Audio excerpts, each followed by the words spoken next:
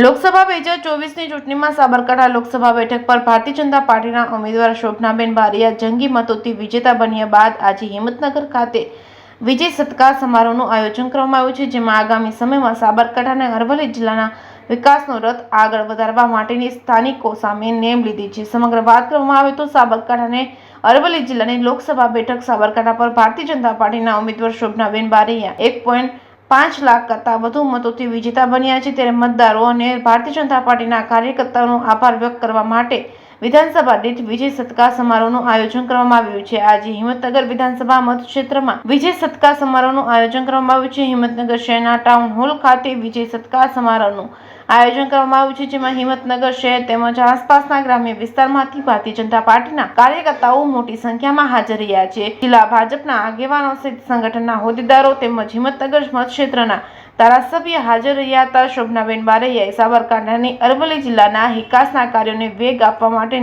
Name લીધી હતી. એટલું જ નહીં પરંતુ સાબરકાંઠા અને અરવલ્લી જિલ્લાના નાના ઉદ્યોગોની સ્થાપના કરી તેઓને વેગ મળે તે માટે પણ કાર્ય કરવા માટે કટિબદ્ધ રહેવાની વાત કરી છે. નાના ઉદ્યોગોની સ્થાપના કરવાથી યુવાનો અને બેરોજગારોને રોજગારી મળી રહે તે માટે પ્રથમ પ્રયાસ હાથ ધરવામાં આવશે તેવું નવનિયુક્ત સાંસદ શોભનાબેન બારૈયા દ્વારા જાહેર કરવામાં આવ્યું છે. કેસ ન્યૂઝ ગુજરાતી સાથે અશોક નાઈ, સાબરકાંઠા.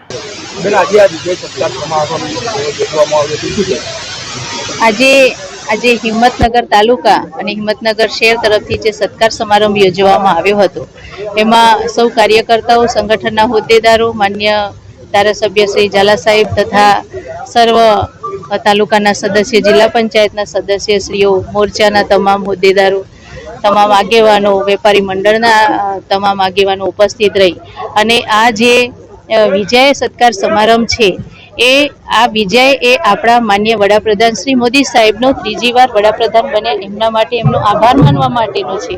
સૌ કાર્યકર્તાઓએ જે મહેનત કરી છે એ કાર્યકર્તાઓ પણ મોદી સાહેબનો આભાર વ્યક્ત કરવા અહીંયા એકત્રિત થયા છે કે એમને 10 વર્ષ આપણને શું શાસન આપ્યું છે.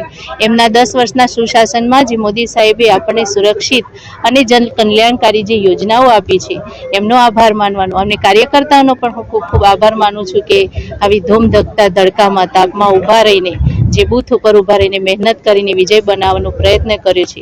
કારણ કે આ વખતે આપણે ત્રીજી વાર વડાપ્રધાન મોદી સાહેબને જોવા માગીએ છીએ, એમના આગામી એમનું સુશાસન જોવા માગીએ છીએ. સૌ જનતા એમના જે નેતૃત્વ છે એમાં સુખાકારીનો અનુભવ કરી રહી છે.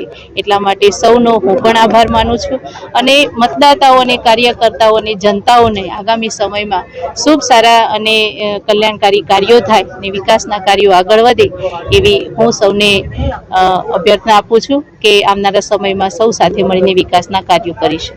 ખાસ કરીને સાબરકાંઠા અને અરવલ્લી જિલ્લામાં કયા કામોને પ્રાધાન્ય આપવામાં આવશે? મારું સૌથી પહેલું વિઝન હશે કે સૌથી પહેલાં અમે રોજગારીને, સિંચાઈ અને શિક્ષણને પ્રાધાન્ય આપીશું. કેવા એવા કામો હજુ સાબરકાંઠા ઝંખી રહ્યું છે? સાબરકાંઠા રોજગારી માટે જે ઇન્ડસ્ટ્રીઝ છે જે બંધ થઈ ગઈ છે એને નાની નાની ઇન્ડસ્ટ્રીઝ એવી સ્થાપવાની કે જેના કારણે યુવાનોને રોજગારી મળી રહે. કારણ કે મોટી હોય ઇન્ડસ્ટ્રીઝ તો મશીનો કામ કરે, પણ જે નાની ઇન્ડસ્ટ્રીઝ હોય તો યુવા વર્ગોને પણ એમાં રોજગારી મળી રહે એવા અમારા પ્રયત્નો હશે.